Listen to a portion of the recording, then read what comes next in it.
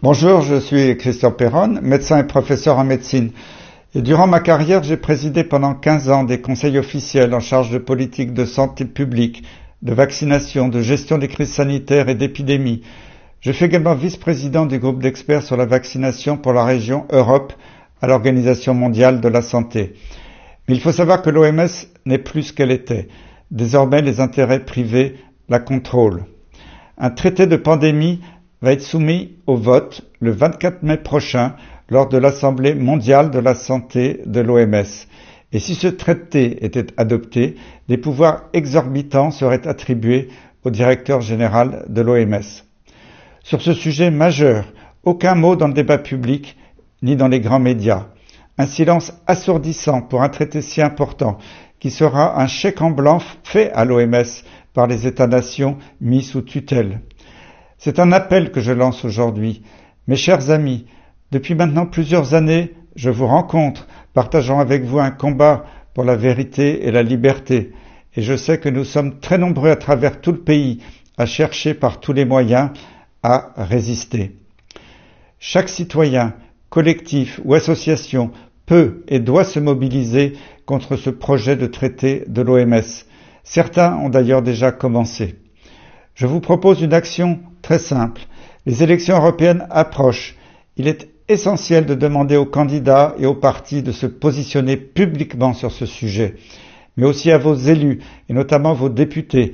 Sont-ils d'accord pour que l'OMS ait un pouvoir contraignant sur les États, pour que les États abandonnent leur souveraineté en matière de santé et d'environnement?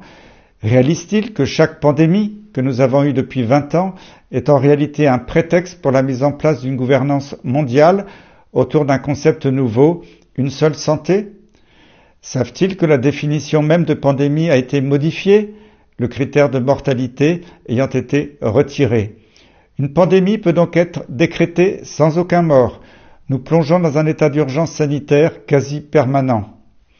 Avec ce traité, les États s'engageront à appliquer sans discussion toutes les décisions de l'OMS et du jour au lendemain, le directeur général de l'OMS pourra déclarer une pandémie pour une maladie qui ne tue pas et contraindre les États à subir toute une série de mesures liberticides que nous avons malheureusement connues dans un passé pas si lointain, sans pouvoir nous y opposer, comme par exemple la fermeture des frontières, le confinement, l'administration obligatoire de produits médicamenteux non éprouvés. Dans l'histoire, il n'y a jamais eu une telle menace contre nos libertés fondamentales et notre souveraineté.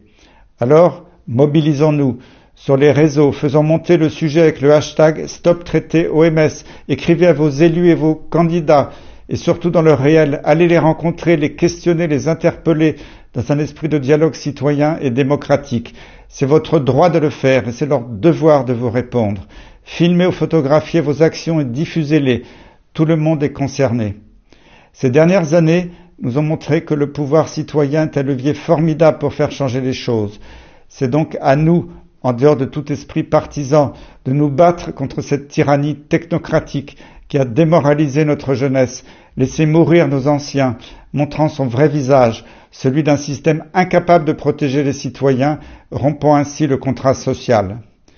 L'actualité récente témoigne d'une volonté profonde de la part du pouvoir en place de non seulement limiter la liberté d'expression, mais aussi de la punir pénalement avec la prolifération de projets de loi liberticides, l'un condamnant les médecins qui ne suivent pas les recommandations gouvernementales, l'autre incitant à la délation de propos tenus dans le cadre privé et jugés interdits par les autorités, et enfin la condamnation de toute personne critiquant un membre du gouvernement ou ses actions.